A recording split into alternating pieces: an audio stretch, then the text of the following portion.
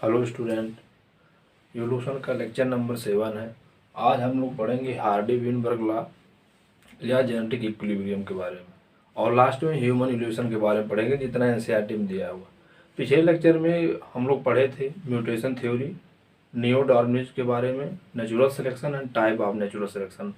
Mutation theory basically दिए थे ह्यूगो de Vries साहब ने एक्सपेरिमेंट किया था यूनोथिरा लैमार्कियाना। यूनिक प्राइमरोज एक प्लांट था जिस पे एक्सपेरिमेंट किया था, और उन्होंने एक टर्म दिया था saltation, single step large mutation.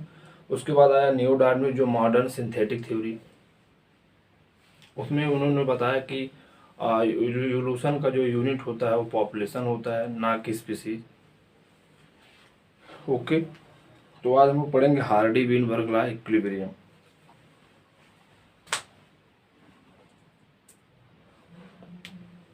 चलिए देखते हैं क्या होता है हार्डी-विनबर्ग लॉ इक्विलिब्रियम। पहले ये लॉ या ये इक्विलिब्रियम क्या कहता है उसके बारे में पहले लिख लेते हैं क्या कहता है। इन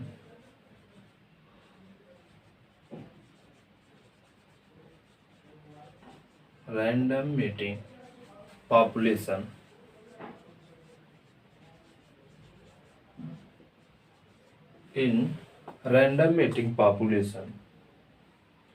allylic frequency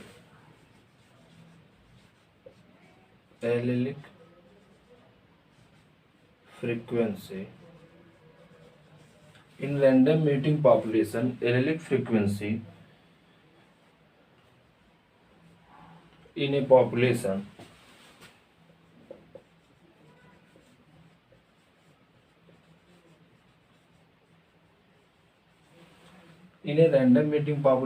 allelic frequency in a population are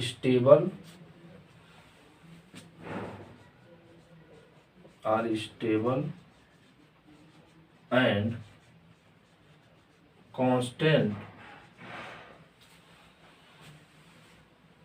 from generation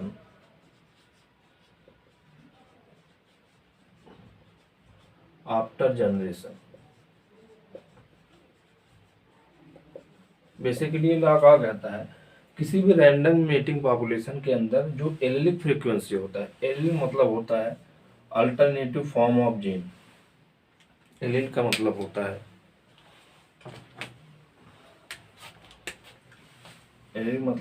है अल्टरनेटिव फॉर्म ऑफ जीन। किसी भी पॉपुलेशन के अंदर जो एलीलिक फ्रीक्वेंसी है, मतलब जो अल्टरनेटिव फॉर्म ऑफ जीन है, उसकी जो फ्रीक्वेंसी है वो स्टेबल रहना चाहिए या कांस्टेंट रहना चाहिए। जनरेशन आफ्टर जनरेशन मतलब जैसे जैसे जनरेशन बढ़ती जाए या चेंज होती जाए, उसके एलेलिक फ्रीक्वेंसी में कोई चेंज नहीं होना चाहिए, मतलब इवोल्यूशन होना ही नहीं चाहिए। वहाँ पे इक्विलिब्रियम या ये लॉ फॉलो होता है। दूसरा point,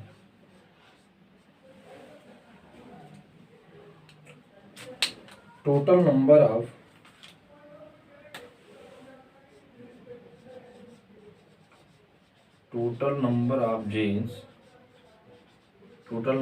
gene and their alleles। total number of genes and their allele are constant। ये सब एनसीईआरटी लाइन है। Total number of gene and their allele, ये डिफिनेशन है जीन पूल का। Total number of gene and their allele are constant, मतलब एक शब्द में उस पॉपुलेशन का जीन पूल जो कांस्टेंट होना चाहिए। ओके, अगले नंबर पे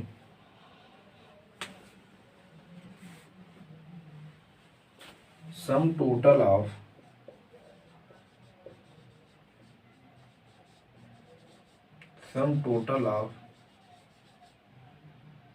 एलेलिक frequency 1 होना चाहिए। अभी मतलब इसके आगे समझेंगे। Sum total of allylic frequency होने, ये जेनेटिक इक्विलिब्रियम या हार्डी-विनबर्ग इक्विलिब्रियम क्या कहता है, कोई भी रैंडम न्यूमेरिक पॉपुलेशन है उसके अंदर एलिलिक फ्रिक्वेंसी स्टेबल होना चाहिए जनरेशन आफ्टर जनरेशन, मतलब जनरेशन चेंज हो लेकिन उसके एलिलिक जो फ्रिक्वेंसी, जो एलिल की फ्रिक्वेंसी है वो चेंज नहीं होना चाहिए। और total number of gene and their allele are constant, मतलब उसका जो जीन पूल है, उस पॉपुलेशन का जो जीन पूल है वो भी कांस्टेंट होना चाहिए। और उसका एलील फ्रिक्वेंसी अगर हम ऐड करें तो एक से ज़्यादा नहीं होना चाहिए, एक एक होगा, एक से कम होगा, एक से ज़्यादा नहीं होगा। देखिए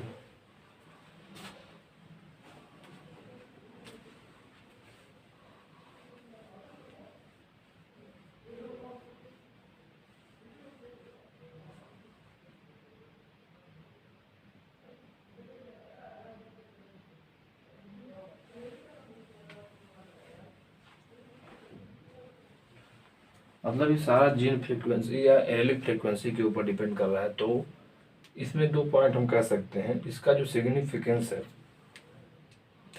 सिग्निफिकेंस यहीं लिख देते हैं।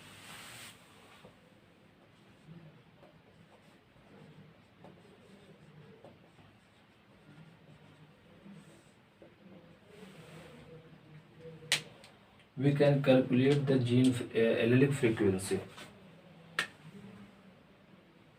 We can calculate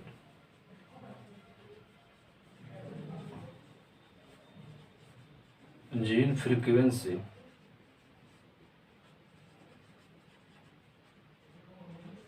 in a population. किसी भी पॉपुलेशन के अंदर जीन फ्रिक्वेंसी को हम कैलकुलेट कर सकते हैं इस लॉ के आधार पे। दूसरा, अगर किसी भी इस लॉ के हिसाब से हम जीन फ्रिक्वेंसी को किसी पॉपुलेशन के अंदर कैलकुलेट कर सकते हैं, ये पहला सिग्निफिकेंस है। दूसरा जो सिग्निफिकेंस है, अगर जीन फ्रिक्वेंसी में कोई चेंज होता है, change in gene frequency,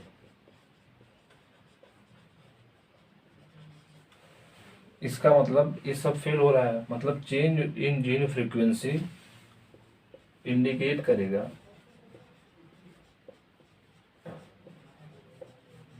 indicate the evolution. इतना नोट करें।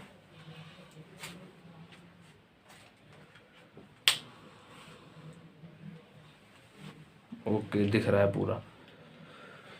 तो सबसे पहले मैंने बताया कि किसी भी रैंडम मीटिंग पॉपुलेशन के अंदर एलिक फ्रिक्वेंसी का कांस्टेंट या स्टेबल होना जनरेशन आफ्टर जनरेशन, वही हार्डी-विनबर्ग लॉ कहलाता है। दूसरे नंबर पे total number of genes and their allele is called gene pool, वो भी कांस्टेंट होना चाहिए। और टोटल एलिलिक फ्रिक्वेंसी एक से ज़्यादा नहीं होना चाहिए, और एक से कम हो जाए, एक से ज़्यादा नहीं होगा भी नहीं। अगले नंबर पे 2 सिग्निफिकेंस बताया। जीन फ्रिक्वेंसी, किसी भी पॉपुलेशन के अंदर जीन फ्रिक्वेंसी को कैलकुलेट करना हो तो ये लॉ एप्लीकेबल होता है। अगर जीन फ्रिक्वेंसी के अंदर कोई चेंज होता है तो मतलब इंडिकेट करता है इवोल्यूशन को। इतना ही बताता। आगे इसका कुछ अलजेब्रिक इक्वेशन है।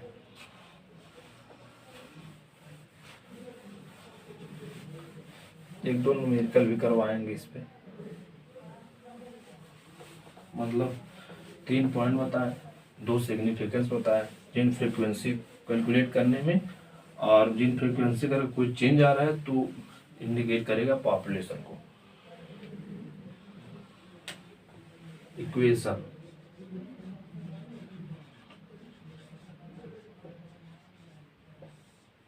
पहला equation P plus Q is equal to 1 या P square plus 2PQ plus Q square by 1। ये कैसे आया? इसी इक्वेशन को स्क्वायर करेंगे बोथ साइड, तो इसको अगर बोथ साइड स्क्वायर करेंगे तो ए प्लस बी का होल स्क्वायर बन जाएगा, A square plus B square plus 2AB। Okay, अब इसमें P P Q P square Q square या 2p क्यू क्या बताता है, इसके बारे में देखते हैं।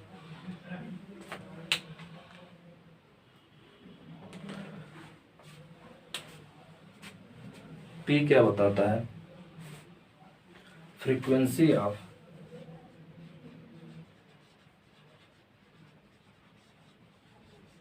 Dominant Elin.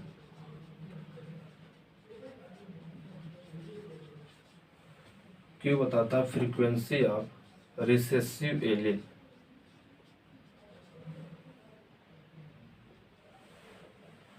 पी स्क्वायर बताता है फ्रीक्वेंसी ऑफ होमोजाइगस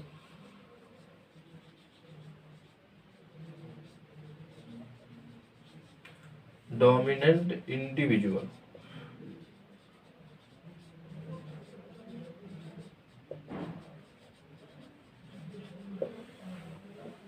और क्यू स्क्वायर बताता है frequency of homozygous recessive individuals.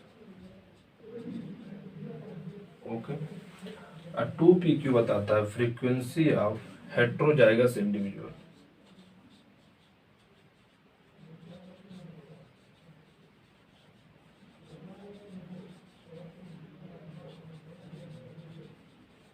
Okay. p बताता है frequency of dominant allele. Dominant allele का फ्रीक्वेंसी p, रिसेसिव एलिल का frequency q, homozygous dominant individuals का जो फ्रीक्वेंसी है वो बताता है क्यू स्क्वायर, और frequency of homozygous recessive individuals बताता है क्यू स्क्वायर, जब फ्रीक्वेंसी ऑफ हेट्रोजाइगस इंडिविजुअल बताता है 2p क्यू। यही पूरा न्यूमेरिकल लगाने में मदद करेगा।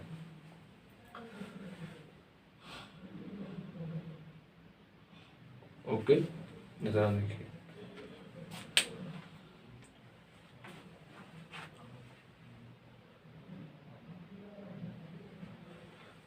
तो इसका इक्वेशन भी देख लिए, मतलब भी देख लिए। अब इसका factors affecting the Hardy-Weinberg law.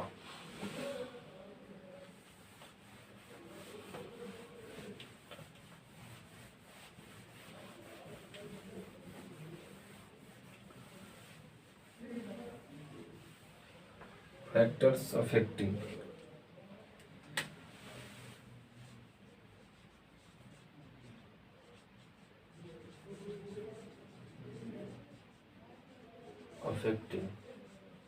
Hardy, यही ऊपर लिखा है लेकिन लिख देते हैं, हार्डी-विनबर्ग लॉ।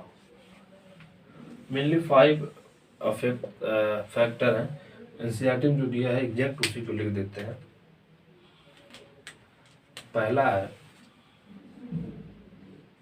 जीन माइग्रेशन,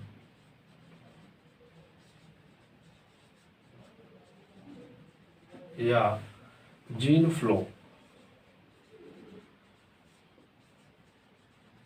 दूसरे नंबर म्यूटेशन।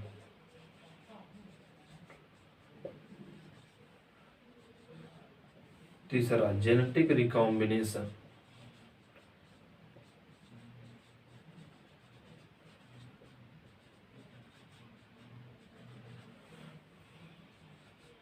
चौथा जेनेटिक ड्रिफ्ट।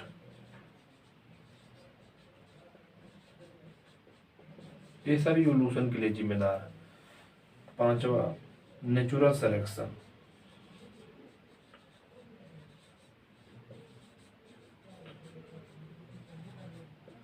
जो भी इवोल्यूशन के लिए जिम्मेदार होगा वो हार्डी-विनबर्ग लॉ को, क्योंकि मेनली एनसीईआरटी 5 दिया है तो ये सब समझे। जीन माइग्रेशन या जीन फ्लो क्या होता है, कैसे इफेक्ट करता है। किसी भी पॉपुलेशन के अंदर किसी भी इंडिविजुअल का आना मतलब इमाइग्रेशन और जाना आना इमिग्रेशन और जाना इमाइग्रेशन, वो भी वो पॉपुलेशन के जीन पूल को इफेक्ट करेगा। उसे कहते हैं जीन माइग्रेशन। इंडिविजुअल है कोई बाहर चला गया तो जीन का माइग्रेशन हो गया। और जीन फ्लो होगा। जीन फ्लो का मतलब है यही काम बार बार हो जाए, जीन माइग्रेशन मल्टीपल टाइम हो जाए, मल्टीपल टाइम्स,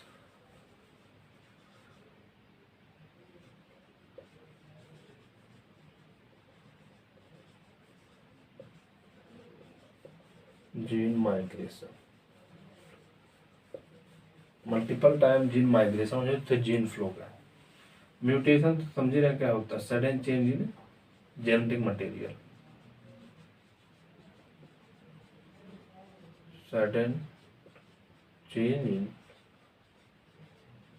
जेनेटिक, ये भी एक इवोल्यूशन का फैक्टर है, या हार्डी-विन-बर्गला का फैक्टर। जेनेटिक रिकॉम्बिनेशन को कहते हैं क्रॉसिंग ओवर। क्रॉसिंग ओवर तो एक मेन सोर्स है इवोल्यूशन या वेरिएशन का, तो ये तो हार्डी-विन-बर्गला को इफेक्ट करेगा। क्रॉसिंग ओवर कल बताए थे, लेकिन आज भी बता देते हैं क्या होता है। एक्सचेंज ऑफ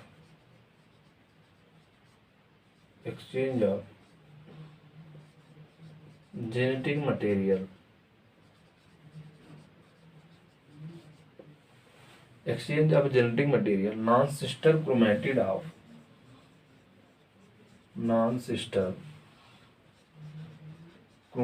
of homologous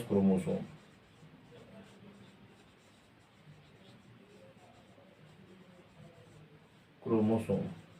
आइए फिगर से समझ लेते हैं।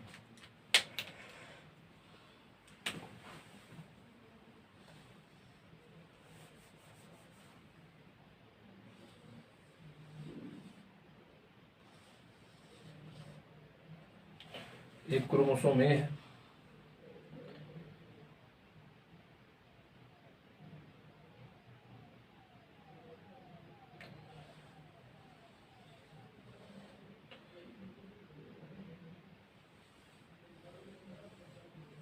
एक क्रोमोसोम है, ये दोनों होमोलॉगस क्रोमोसोम है। एक ये है होमोलॉगस क्रोमोसोम,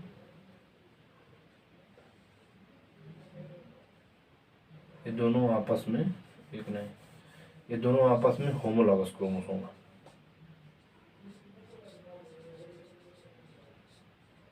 होमोलॉगस क्रोमोसोम, ये दोनों आपस में होमोलॉगस क्रोमोसोम है। ये दोनों की जो क्रोमैटिड है, 4 क्रोमैटिड है, इन दोनों, अब इनका जेनेटिक मटेरियल मान लो, इस क्रोमोसोम का जेनेटिक मटेरियल यहाँ पे है और इस वाले का जेनेटिक मटेरियल यहाँ पे है। इसका वाला इसमें चला जाए, इसका वाला इसमें चला जाए, इसे कहते हैं एक्सचेंज ऑफ जेनेटिक मटेरियल। और ये दोनों तो आपस में सिस्टर क्रोमैटिड है, जबकि ये दोनों आपस में नॉन सिस्टर क्रोमैटिड। समझ जाए तो exchange of genetic material non sister in between, अंग्रेजी जो है गड़बड़ हो जाए, exchange of genetic material in between non sister chromatid of homologous chromosome. इससे भी ये भी हार्डी-विन-बर्गला को इफेक्ट करेगा। अब आता है क्या, जेनेटिक ड्रिफ्ट, सडन चेंज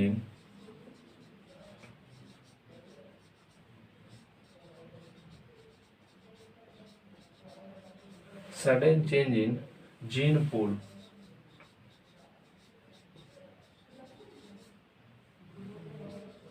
या बाई चांस। जेनेटिक ड्रिफ्ट को सी वॉल राइट इफेक्ट भी कहते हैं, sudden change in gene pool या बाई चांस उसे कहते हैं जेनेटिक ड्रिफ्ट। ये पूरा पांचों जो है हार्डी-विन-बर्गला को अफेक्ट करता है। देखिए सब आ रहे हैं नहीं साफ,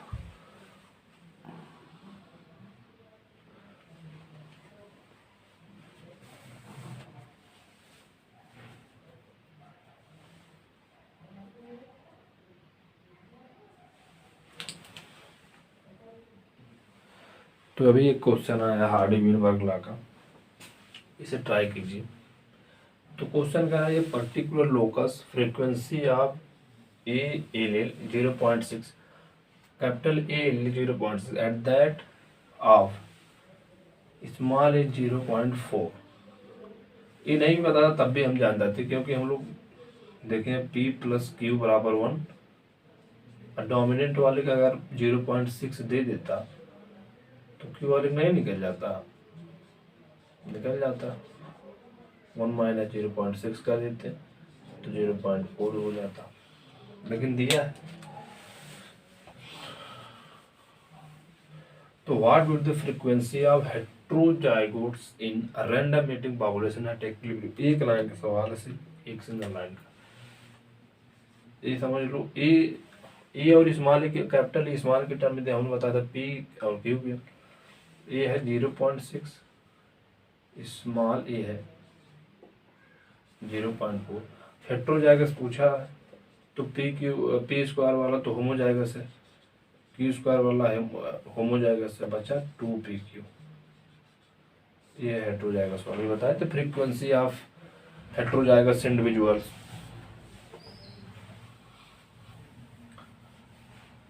तो 2pq न लेके 2a कैपिटल ए ऐसे रख सकते हैं, 2 इंटू 0.6 तो 0.4 मल्टीप्लाई करेंगे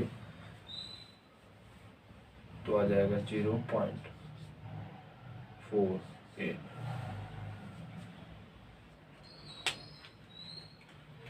आंसर इज डी।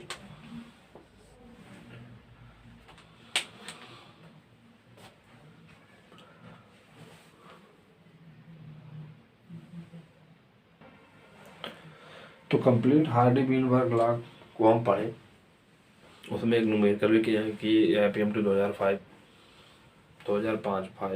लीजिए।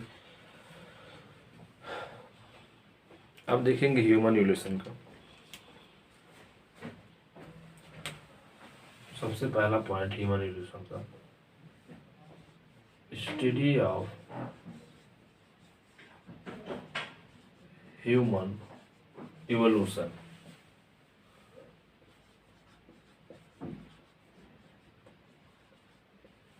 Study of human evolution. दूसरा, ह्यूमन इवोल्यूशन एज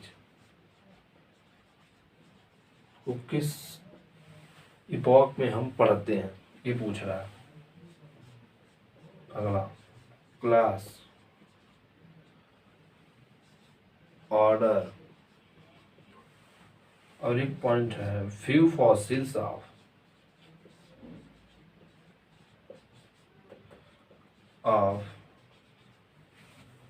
bones जो man like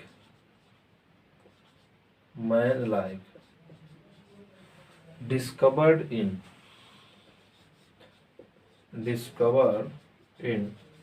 वो कौन सी जगह है। स्टडी ऑफ ह्यूमन इवोल्यूशन होते हैं anthropology.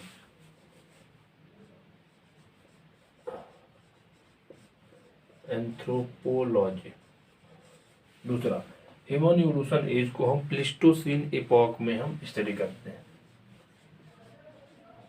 Pleistocene epoch, class animal kingdom में आप पढ़ेंगे Mammalia, order Primata,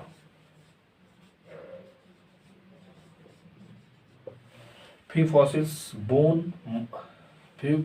of bone man like discovered in few fossil of man like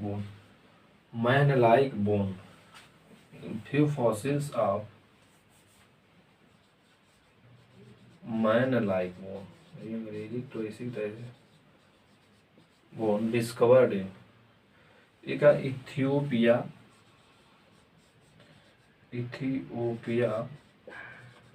and Tanzania. एकदम एनसीईआरटी लाइन है, तंजानिया। कुछ सोचना नहीं रहता, पूछ लेगा मैन लाइक बोन्स डिस्कवर्ड हुई तो दो जगह थी, इथियोपिया और Tanzania. Study of human evolution को हम एंथ्रोपोलॉजी कहते हैं। प्लेस्टोसीन इपॉक में इसको हम स्टडी करते हैं। Class Mammalia, order Primata. और मैन लाइक बोन डिस्कवर हुए थे 2 जगह पे, इथियोपिया और तंजानिया। ओके।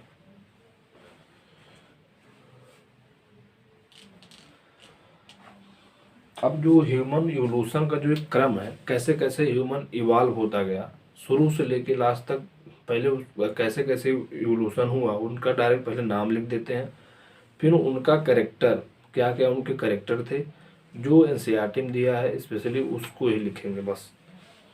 हाँ, सब मिटाते हैं, एक बोर्ड पे रखते हैं। चलो भैया, सब याद करने वाली चीजें हैं, कुछ है नहीं इसमें क्या कोई गणित लग जाए। चलो पहला,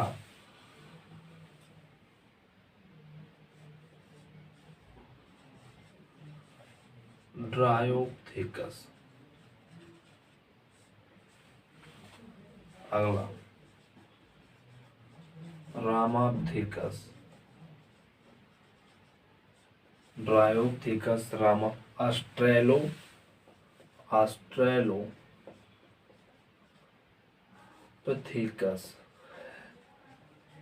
ऑस्ट्रेलोपथेकस। अगला होमो हैबिलिस। एक सीक्वेंस भी कैसे कैसे इवोल्यूशन हो उनका सीक्वेंस पूछ लेता है, पहले ये आए या उसी में गलत करा लेता है, तो पहले इसको याद रखना जरूरी है, उस बाद में उसके कैरेक्टर को देख। होमो हैबिलिस, होमो इरेक्टस, होमो हैबिलिस, होमो इरेक्टस, निएंडरथल मानो, निएंडरथल मानो, निएंडरथल मैन मानोगा, होमो सेपियंस।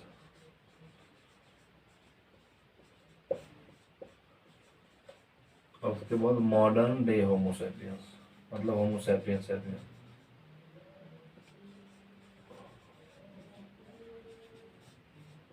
चार बार यही बोल के पहले याद कर लो, 18 बार यही बोलिए तब याद होगा, नहीं 4 ही बार में होगा। 18 ड्रायोथेकस, रामाथेकस, ऑस्ट्रेलोथेकस, होमो हैबिलिस, होमो इरेक्टस, निएंडरथल मानो, होमो सेपियंस, मॉडर्न डे होमो सेपियंस।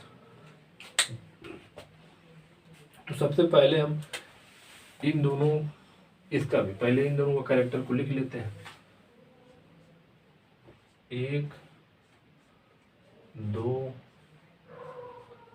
3 4, इससे ज्यादा होगा तो फिर बना लेंगे। ये 15 मिलियन ईयर एगो आए। ये भी कौन है भी? रामाथेकस। हाँ, ये भी अभी करते हुए याद है। ठीक। अच्छा, थिक हेयर या बॉडी हेयर,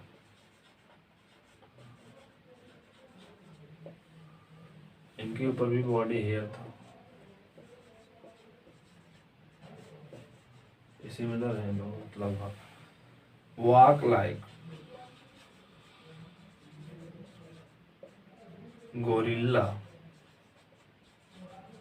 एंड चिंपैंजी।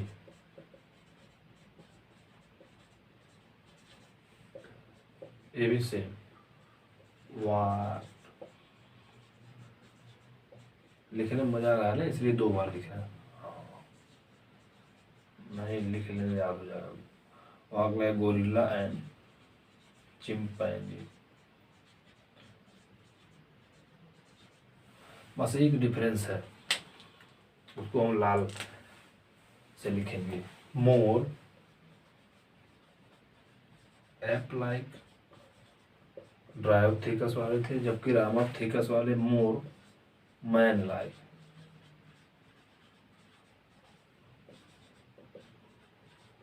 ठीक, इतना देखिए, बढ़िया है, गजब।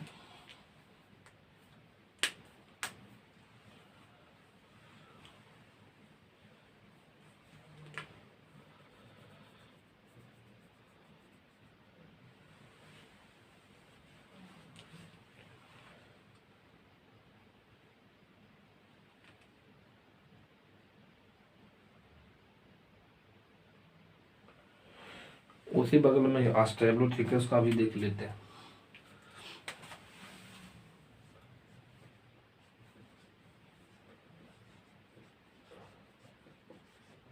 टू मिलियन ईयर से वो पहले आए। ऑस्ट्रेलोथेकस, गलत है ना,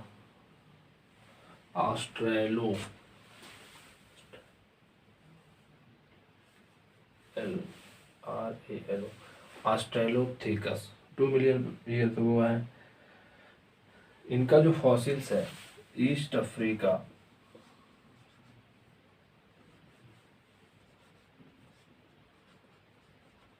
ग्रास लैंड में मिला।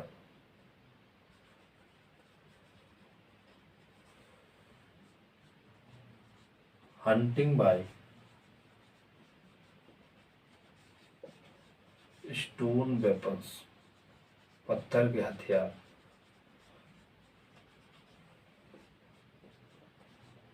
बट शिकार करते थे स्टोन, इस पत्थर के हथियार थे उनसे शिकार करते, लेकिन but he eat fruit, but ये फल खाते थे।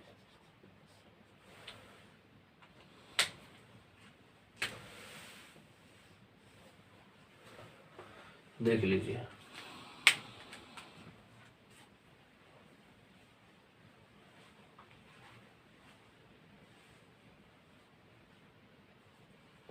चलो एक बार और देखते हैं। ट्रायोप्थिकस, रामाप्थिकस, ऑस्ट्रेलोथेकस, ये हम बताएं। इन दोनों पहले देख लें, इसमें सिर्फ एक डिफरेंट है, ये मोर मेल ऐप लाइक है और रामाप्थिकस वाले मोर मैन लाइक है। क्या है, 15 मिलियन ईयर्स एगो पहले ये भी आए रामाप्थिकस वाले, ट्रायोप्थिकस भी आए। इनके ऊपर भी बॉडी हेयर होता है, इनके ऊपर, इनके ये भी वॉक लाइक गोरिल्ला और चिंपैंजी, लेकिन एक डिफरेंस है, ये मोर एप लाइक है और मोर मैन लाइक है। ऑस्ट्रेलोथेकस वाले 2 मिलियन ईयर्स एगो पहले आए। ईस्ट अफ्रीका के ग्रासलैंड में इनके फॉसिल्स को पाया गया।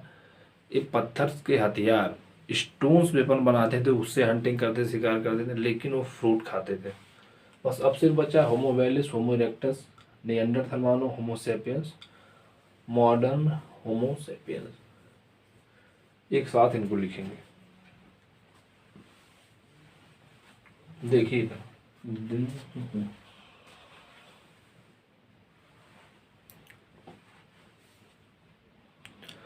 तो अभी हमने 3 इवोल्यूशनरी चीज़ों को पढ़ा, ट्रायोप्थिकस, रामाप्थिकस और ऑस्ट्रेलोथेकस। ड्रायोप्थिकस, रामाप्थिकस में सिर्फ एक चीज़ चेंज है, ये ड्रायोप्थिकस वाले मोर एप लाइक थे और रामाप्थिकस वाले मोर मैन लाइक थे। और दोनों 15 मिलियन ईयर वगैरह एगो आए थे, बॉडी के ऊपर हेयर ज़्यादा थे, वॉक लाइक चलते थे गोरिल्ला और चिंपैंजी की तरह। 3 चीज़ सिमिलर, एक चीज़ डिसिमिलर। ऑस्ट्रेलोथेकस में बताया 2 मिलियन ईयर एगो पहले है। ईस्ट अफ्रीका के ग्रासलैंड में इनके फॉसिल्स को पाया गया। और स्टोन वेपन से, पत्थर के हथियार से शिकार करते थे, लेकिन फ्रूट खाते थे। दे ईट फ्रूट। अब होमो हेवेलिस, होमो इरेक्टस, निएंडरथालमैन, होमो सेपियंस या मॉडर्न डे होमो सेपियंस के बारे में देखा है। उसके बाद इवोल्यूशन फिनिश। होमो हेवेलिस के बारे में जो पहला पॉइंट है, फर्स्ट ह्यूमन लाइक,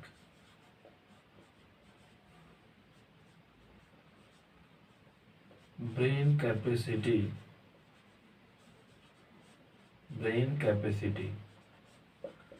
650 से 800 CC. First human like, brain capacity 650 से 800 सीसी। अब probably did not eat meat, probably do not ईट, संभवतः मांस नहीं खाते थे। फर्स्ट ह्यूमन लाइक थे होमो हेवेलिस, ब्रेन कैपेसिटी, क्रेनियल कैपेसिटी 650 से 800 सीसी थी। Probably do not eat meat, संभवतः मीट नहीं खाते थे। होमो इरेक्टस के बारे में, इसी पे जितना चीज़ें बता रहे हैं सिर्फ एनसीईआरटी में, उससे ज़्यादा बताया ना। 1.5 मिलियन ईयर्स एगो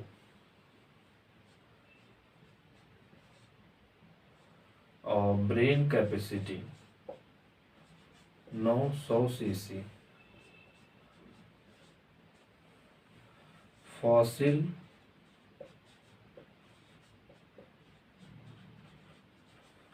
discovered in Java in 1891। 3 point इसमें भी है, 1.5 मिलियन ईयर्स एगो है। Brain capacity 900 CC, fossil discovery in Java 1891, probably eat meat, संभवतः ये मीट खाते थे। 1 पॉइंट इसमें ज़्यादा क्या है वो दिया, प्रोबेबली दे ईट मीट। कैसे इंग्लिश, दे ईट मीट समझना है बस। ये संभवतः मीट खाते थे, ये मीट नहीं खाते थे। देखिए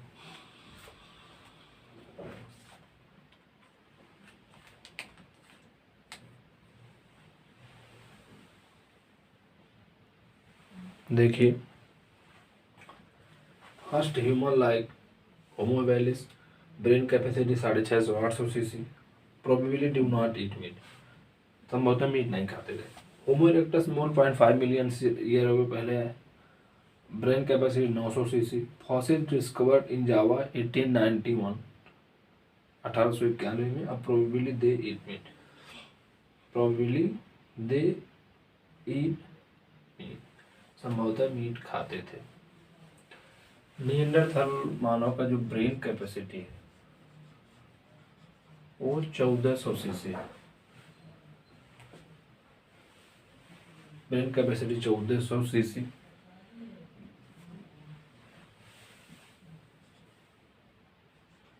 lived in Near East and Central Asia। Near east and central Asia में ज़्यादा पाए गए। 1,00,000 से 40,000 ईयर्स बैक पहले इन्हों देखा गया था। 1,40,000 ईयर्स बैक इन्हें देखा गया था। Near east and central Asia में पाया गया। 1,40,000 ईयर बैक इन्हें देखा गया था। Use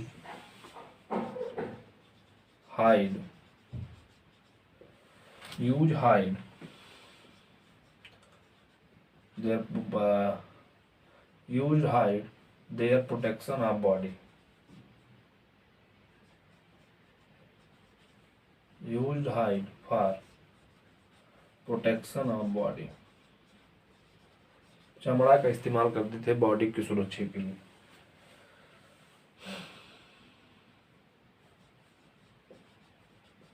buried their dead body, इसमें क्या हुआ, डेड बॉडी को दफनाने लगे। 5 पॉइंट है। ब्रेन कैपेसिटी या clinical capacity 1400 CC, near east and central Asia में पाए गए। 1,00,000 से 40,000 ईयर्स बैक पहले ही पाए गए थे। अभी बॉडी के प्रोटेक्शन के लिए हाइड्स का इस्तेमाल करते थे, चमड़ा का इस्तेमाल, और मृत्यु के बाद उन्हें दफनाते थे। मतलब कुछ रिलीजनस कुछ कल्चर इसके अंदर आना शुरू हो गया, सभ्यता आना शुरू हो गया।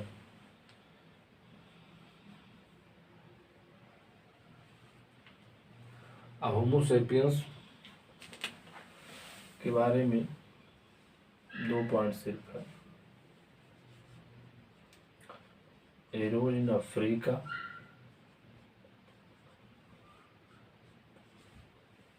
and spread in different continent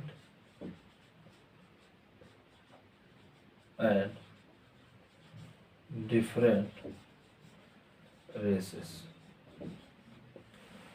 Africa में एराइज हुए और डिफरेंट कंटिनेंट और रेसेस में फैल गए। लास्ट में मॉडर्न होमोसेपियंस के बारे में।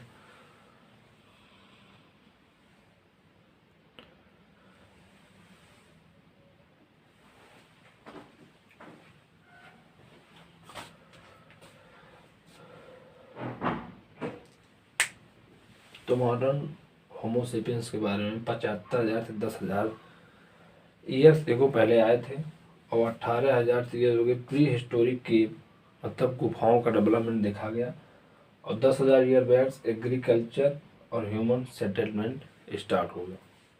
इस प्रकार से ह्यूमन इवोल्यूशन के बारे में हमने देखा। सबसे पहले हमने पढ़ा कि हार्डी-विनबर्ग लॉ या जेनेटिक इक्विलिब्रियम।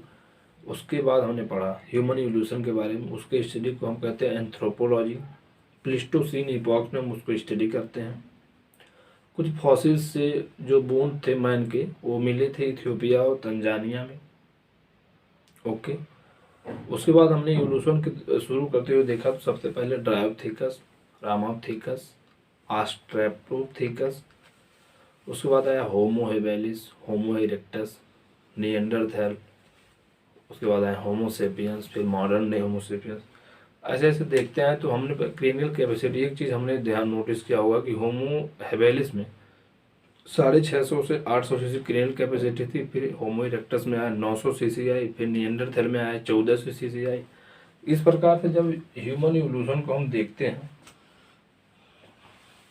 अब एनसीईआरटी में इतना ही दिया है तो इससे ज़्यादा पढ़ने का मतलब नहीं है। इतना ही आप मतलब अच्छे से कवर करते हैं तो बहुत है।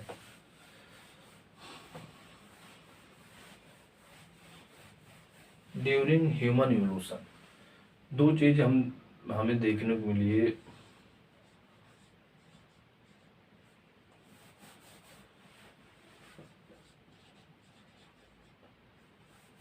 अरे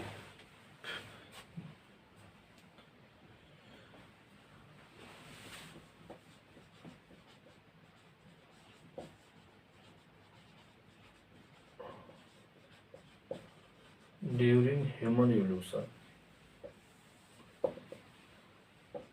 पहला मिली